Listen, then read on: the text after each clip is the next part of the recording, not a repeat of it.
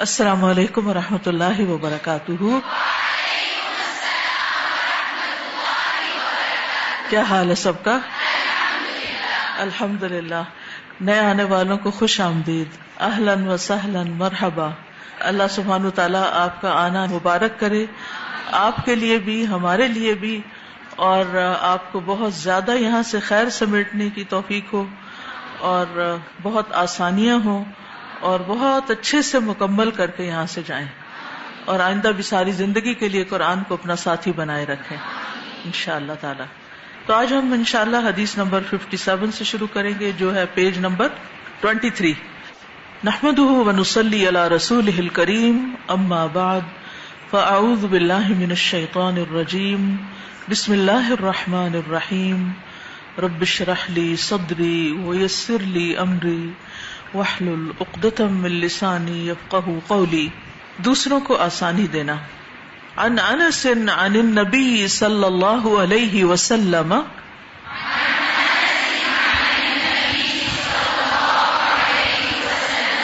قال یسروا ولا تعسروا وبشروا ولا تنفروا۔ کتاب العلم۔ انس رضی اللہ عنہ نبی کریم صلی اللہ علیہ وسلم سے روایت کرتے ہیں، آپ صلی اللہ علیہ وسلم نے فرمایا، آسانی کرو اور سختی نہ کرو، خوشخبری دو اور نفرت نہ دلاؤ۔ یہ آپ کی تعلیم ہے ہم سب کے لیے۔ کیا؟ دوسروں کے لیے آسانی کرو، سختی نہ کرو، خوشخبری دو اور نفرت نہ دلاؤ۔ تو اس حدیث میں 4 لفظ استعمال ہوئے ہیں: یسر، عسر، بشارت اور نفرت۔ 2 چیزیں ہمیں اپنی زندگی میں لانی ہے اور 2 چیزیں نکالنی ہیں۔ آسانی اور محبت کو فروغ دینا ہے، تنگی اور نفرت کو زندگی سے نکالنا ہے۔ تو یسرو کا مطلب یہ ہے کہ ایسا عمل اختیار کریں جس میں لوگوں کے لیے آسانی ہو، یعنی کام کو اس طریقے سے کریں جس سے لوگوں کو آسانی ملے۔ ایسی چیز کا ذکر کریں، یعنی معلم یا مذکر، ایسی چیز کا ذکر کریں جو ان کے لیے نصیحت قبول کرنے کے لیے آسانی کا باعث ہو، یعنی آسانی سے اس نصیحت کو قبول کر لیں، ان کی تالیف قلب ہو، وہ چیز ان کے دلوں پر گراں نہ گزرے، بوجھل نہ ہو، متنفر نہ ہو جائیں۔ خاص طور پر تعلیم کے معاملے میں آسانی پیدا کرنا انسان کے اندر اطاعت کا جذبہ ابھارتا ہے، اور پھر جب انسان دین کا علم حاصل کر لیتا ہے تو اس کے اندر عبادت کا شوق بھی پیدا ہوتا ہے، اور پھر اس کے ذریعے علم اور عمل دونوں آسان ہو جاتے ہیں۔ لیکن اگر معلم سختی کرے اور طالب علم کی وسعت سے زیادہ اس پر بوجھ ڈالے تو پھر اس میں مشکلات پیدا ہوتی ہیں۔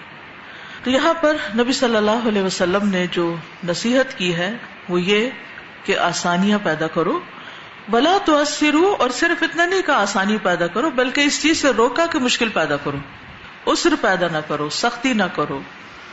اور یہ بھی آپ کی تعلیم کا ایک طریقہ تھا کہ ایک طرف افرمیشن اور دوسری طرف نگیشن، ایک کرنے کا کام اور ایک نہ کرنے کا کام، اس سے کسی بھی چیز کی تعلیم مکمل ہو جاتی ہے۔ اگر صرف کرنے کے کام بتا دیے جائیں تو بات نہیں بنتی جب تک کہ نہ کرنے کے کام بھی ساتھ نہ بتائے جائیں۔ مثال کے طور پر تقویٰ ہے، تو تقویٰ میں 2 چیزیں پائی جاتی ہیں، ایک طرف اللہ تعالیٰ کی اطاعت کے کام کرنا، اور دوسری طرف اللہ تعالیٰ کی نافرمانی سے بچنا۔ جب تک یہ دونوں چیزیں نہ ہوں اس وقت تک اس کو تقویٰ نہیں کہہ سکتے۔ مثلاً ایک شخص دن رات عبادت کرتا ہے لیکن جھوٹ نہیں چھوڑتا، چوری نہیں چھوڑتا، بد زبانی نہیں چھوڑتا، تو چاہے وہ دن رات عبادت کرے وہ متقی نہیں کہلا سکتا۔ لیکن اس کے برعکس اگر ایک شخص اپنے فرائض ادا کرتا ہے عبادات میں لیکن وہ گناہوں سے بچتا ہے، حرام سے بچتا ہے، تو حرام سے بچنا ہی تقویٰ کا اعلیٰ درجہ ہے۔ ٹھیک ہے؟ پھر یہاں پر فرمایا وبشروا، خوشخبری دو۔ کس چیز کی خوشخبری؟ اللہ کے فضل کی، اس کے ثواب کی، اس کی رحمت کی، اس کی معافی کی، بخشنے کی، عام بخشش کی بشارت لوگوں کو سنانی چاہیے۔ تبشیر کا مطلب ہوتا ہے کسی کے دل میں مسرت اور خوشی پیدا کر دینا، یعنی ایسی بات کرنا کہ اس کا دل خوش ہو جائے، ایسی خبر دینا کہ جس سے انسان کو مسرت حاصل ہو۔ ولا تنفروا، ایسی چیز کا تذکرہ نہ کرو جس سے لوگوں کے اندر نفرتیں پیدا ہوں اور لوگ بھاگنے لگے. تو نفروا کا لفظ ہے یہ تنفیر سے. تو نفرہ کا مطلب ہوتا ہے نکلنا، کہ لوگ آپ سے دور بھاگنے لگے. ایسی باتیں نہ کرو. تو یہ حدیث جو ہے یہ جوامع الکلمات میں سے ہے، اور یہ دنیا اور آخرت دونوں کے امور پر مشتمل ہے. دنیا دار العمل ہے، اس میں ہمیں بہت سے اچھے اچھے کام کرنے ہیں، اور آخرت دار الجزا ہے.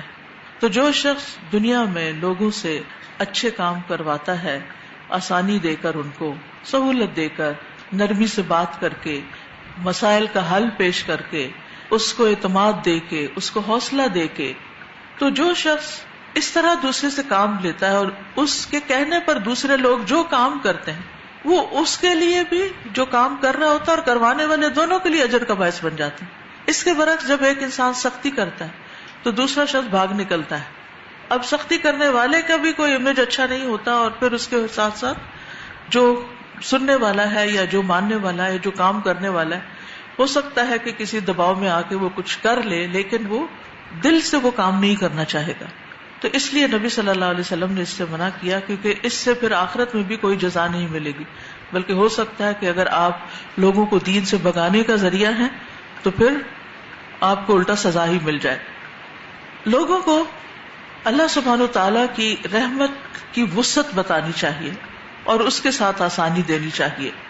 اور خاص طور پر وہ لوگ جو نئے نئے دین میں داخل ہوئے ہوں، چاہے وہ نان مسلم ہو، وہ اسلام میں داخل ہوئے ہوں، یا پھر کوئی شخص دین سے بالکل دور ہو، ایک اور ہی زندگی بسر کر رہا ہو، اور پھر وہ اسلام کی طرف راغب ہو، اللہ تعالیٰ کا بندہ بن کر زندگی بسر کرنا چاہتا ہو.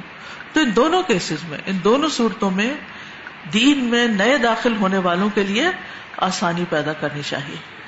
لیکن اس کا یہ مطلب نہیں ہوتا کہ دوسرے کو ڈسپلن نہ کیا جائے یا اس کو دین کے احکامات نہ بتائے جائیں. جہاں جنت کا ذکر ہے وہاں جہنم کا ذکر بھی تو آئے گا، وہ بھی کیا جائے گا. لیکن علماء یہ کہتے ہیں کہ اس کا ریشو کیا ہوگا کہ بشارت اتنی ہو جیسے کوئی ایک پورا جانور ہے، اور خوف اتنا جیسے اس کے پاؤں کا سم ہو، یعنی اس کا پاؤں ہو. خوف پاؤں جتنا اور بشارت پورے جسم جتنی، یعنی بشارت عام ہو. جیسے اللہ سبحانہ و تعالیٰ کی رحمت جو ہے وہ وسیع ہے. اللہ تعالیٰ فرماتے ہیں وسعت رحمتی کل شیء، میری رحمت نے ہر چیز کو ڈھانپ رکھا ہے. تو ہر چیز پر اللہ کی رحمت، حتیٰ کہ بعض چیزیں جو ہمیں بظاہر نقصان دہ یا تکلیف دہ نظر آتی ہیں ان میں بھی دراصل اللہ کی رحمت ہوتی ہے. اور پھر آہستہ آہستہ دین کے احکامات سکھانے چاہیے. ابن عباس رضی اللہ عنہما کہتے ہیں کہ رسول اللہ صلی اللہ علیہ وسلم نے جب معاذ بن جبل کو یمن کا حاکم بنا کر روانہ کیا تو فرمایا کہ تم اہل کتاب کے پاس جا رہے ہو، سب سے پہلے تم نے انہیں اللہ وحدہ کی عبادت کی دعوت دینی. جب وہ اللہ کو پہچان جائیں تو انہیں بتانا ہے کہ اللہ نے ان پر دن رات میں 5 نمازیں فرض کی. جب وہ ان پر عمل کرنے لگے تو انہیں مطلع کرنا کہ اللہ تعالیٰ نے ان کے مالوں میں زکوٰۃ بھی فرض کی ہے، جو ان سے وصول کر کے ان کے غرباء میں تقسیم کی جائے گی. اور جب وہ اس بات کو مان لیں تو ان سے زکوٰۃ وصول کر لینا اور ان کے عمدہ مال لینے سے اجتناب کرنا، کیونکہ اچھے مال سے انسان کو خود محبت ہوتی ہے، وہ دینے سے گریز کرتا ہے. یہ شح، یہ تنگی انسانوں کے اندر موجود ہوتی ہے. تو اس لیے زکوٰۃ وصول کرنے والوں کو کہا گیا کہ وہ لوگوں کے اچھے مال نہ لے، بلکہ جو وہ دینا چاہیں اس کو لے لیا جائے زکوٰۃ میں. اسی طرح جو لوگ نئے نئے دین کی طرف آئے انہیں شرعی احکامات کی آسانیاں دینی چاہیے، آسانی سے آگاہ کرنا چاہیے. مثلا ہم دیکھتے ہیں کہ رسول اللہ صلی اللہ علیہ وسلم نے ایک آدمی کو دیکھا کہ الگ کھڑا ہے، نماز نہیں پڑھ رہا. تو آپ نے اس سے پوچھا اے فلاں، تمہیں لوگوں کے ساتھ مل کے نماز پڑھنے سے کس چیز نے روکا؟ تو اس نے کہا کہ یا رسول اللہ صلی اللہ علیہ وسلم، مجھے جنابت لاحق ہو گئی، یعنی میں ناپاک ہوں، نماز نہیں پڑھ سکتا. آپ نے فرمایا تم مٹی استعمال کر لو، تیمم کر لو، وہ تمہیں کفایت کرے گی. یعنی اگر اس وقت نہانے کا وقت نہیں یا نہانے کے لیے پانی نہیں، کیونکہ اس نے کہا تھا کہ پانی نہیں، تو تم تیمم کر کے نماز پڑھ لو. تو آپ نے اس کے لیے کیا کیا؟ آسانی پیدا کر دی. اسی طرح ام سلمہ کہتی ہیں میں نے عرض کیا اللہ کے رسول، میں ایسی عورت ہوں کہ کس کر سر کے بالوں کی چوٹی بناتی ہوں، یعنی بال خوب باندھتی ہوں، تو کیا میں غسل جنابت کے لیے پھر بال کھولا کروں؟ آپ نے فرمایا نہیں، بس اتنا ہی کافی ہے کہ اپنے سر پر 3 چلو پانی ڈالو اور پھر اپنے آپ پر یعنی باقی جسم پر پانی بہا لو. یعنی 3 دفعہ 3 مگے مثلاً اگر سر پہ ڈال کے ان کو اچھی طرح سر کو مل لیا جائے کہ جڑیں وغیرہ گیلی ہو جائیں تو چوٹیاں کھولنا ضروری نہیں. ہاں جب پیریڈز کے لیے نہانا ہوتا ہے تو پھر بال کھولنے چاہیے. چوٹی بنائی ہوئی ہے یا ویسے کسی بھی طرح ان کو کسا ہوا ہے تو ان کو کھول کے دھونا چاہیے پورے بالوں کو. لیکن ادروائز غسل جنابت میں دھونے کی ضرورت نہیں ہوتی, صرف گیلا کرنا بھی سر کو کافی ہو جاتا ہے. پھر اسی طرح یہ ہے کہ جہاں رخصت ہو وہاں رخصت دینی چاہیے. حج کے موقع پر ایک شخص آیا منا میں, کہنے لگا اللہ کے رسول مجھے خیال نہیں رہا, میں نے ذبح کرنے سے پہلے سر میں ڈال لیا. آپ نے فرمایا کوئی حرج نہیں, اب ذبح کر لو. دوسرا کہنے لگا کہ میں نے لا علمی سے کنکریاں مارنے سے پہلے قربانی کر لی. آپ نے فرمایا کوئی بات نہیں, اب رمی کر لو. تو جب بھی کوئی آگے پیچھے آ کے اپنا مسئلہ بتاتا میں یہ پہلے کر چکا, میں یہ بھول گیا, میں نے ابھی وہ نہیں کیا, تو مجھے کیا کرنا چاہیے, تو آپ فرماتے اب کر لو. یعنی ان چیزوں کو, ان ریچولز کو آگے پیچھے کیا جا سکتا ہے. پھر اسی طرح یہ ہے کہ لوگوں کے حالات کے مطابق ان کو آسانی دینی چاہیے. اور آسانی دینے کا مطلب یہ نہیں ہوتا کہ ان کو سستی کا شکار ہونے دیا جائے, یا یہ کہ وہ کوئی کام ہی نہ کریں, یا یہ کہ وہ اپنے فرائض پورے نہ کریں. مثلا نماز چھوڑ دیں, کیا ہمارے دین میں آسانی ہے؟ ایسا نہیں ہو سکتا. فرض تو فرض ہے. اسی طرح سبق یاد نہ کریں, کیا ہے ہماری ٹیچر بہت سخت ہے, کہتی ہیں 10 دفعہ پڑھو, 7 دفعہ پڑھو. نہیں, جو کام کرنا ہے وہ تو کرنا ہے. اسی طرح اگر گھر میں کوئی بیمار ہے اس کو دوا کھلانی ہے اور آپ خود بھی تھکے ہوئے ہیں, اٹھ کے آپ کو کھلانی ہی ہے. تو روزمرہ زندگی میں آسانیاں پیدا کرنے کا مطلب یہ ہے کہ لوگوں کے پیچھے نہ پڑ جاؤ اور لوگوں کو تھوڑی سپیس دو, لوگوں کو کام کرنا سکھا دو, ان کا مسئلہ حل کر دو, ان کو طریقہ بتا دو, ان کو فیسیلیٹیٹ کر دو, کچھ خود ان کے ساتھ لگ کے کام کروا دو. تو بہت سے طریقے ہوتے ہیں آسانیاں پیدا کرنے کے. اب اگر آپ کے ذہن میں کوئی طریقہ ہے تو آپ بھی بتا دیجیے. استاذہ ایک ہی کام کرنے کے مختلف طریقے ہوتے ہیں, تو جو اگلے بندے کو اپنا طریقہ کار آسان لگتا ہے آپ اس سے بھی رائے لے لیں کہ اس کام کو اور کیسے کیا جا سکتا ہے, تو اپنے طریقے سے کر لیں. ایک چائے بناتے ہیں لوگ مختلف طریقوں سے بناتے ہیں, کیونکہ اللہ نے ذہن مختلف بنایا نا, تو ایک کام کو کرنے کا ایک ہی طریقہ نہیں ہوتا, کئی طریقے ہو سکتے ہیں, اور بعض اوقات میرے طریقے سے بہتر دوسرے کا طریقہ ہو سکتا ہے. تو ان کا مشورہ لینے میں اور اس کو اختیار کرنے میں کوئی حرج نہیں ہے. اس سے کسی بڑے کی بڑائی پہ کوئی زد نہیں پڑتی. استاذ جی بہت ہی اہم حدیث ہے یہ, اور میں سوچ رہی تھی کہ کس طرح اللہ کے رسول صلی اللہ علیہ وسلم نے ڈوز اینڈ ڈونٹس دونوں جو ہیں بالکل کلیئر کر کے بتا دیا. تو کام کے طریقے میں آسانی دی جاتی ہے, یہ نہیں ہوتا کہ کام ہی چھوڑ دیا جائے. تو جہاں جہاں ہمارے طریقوں میں کوئی ڈیفیکلٹی ہے یا کسی کو کرنے میں کوئی مشکل پیش آ رہی ہوتی ہے تو اس میں ہم انہیں گائیڈ کر سکتے ہیں, ان کو فیسیلیٹیٹ کر سکتے ہیں. مثلا ہمارے اسٹوڈنٹ کو اگر سبق نہیں یاد ہو رہا تو اس کو طریقہ بتایا جا سکتا ہے, لیکن یہ نہیں کہہ سکتے کہ کرنا ہی نہیں ہے.